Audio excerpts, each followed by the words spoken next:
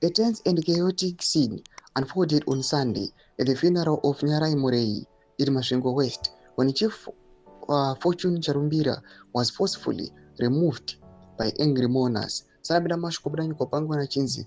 Mnangagwa list Chief Fortune Charumbira chased away from funeral. Don't was subscribe or like on the bell icon. Tibina mnamobra nyukom chinzi.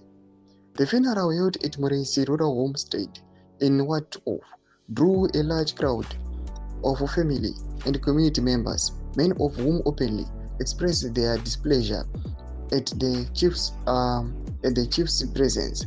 Nyarai Murray, fondly called my temper, had passed away only days earlier. Chief Charumbira arrived late, just as Honorable Takanai Murray, the deceased's brother, was speaking.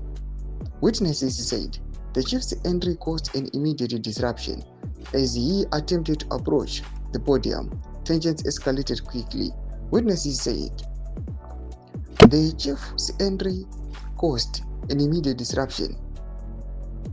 Speaking to the mourners, Honorable Murray sharply criticized the chief, calling him disrespectful and a bully, and declared that Chief Charumbira should never set foot in the Murray's homestead again.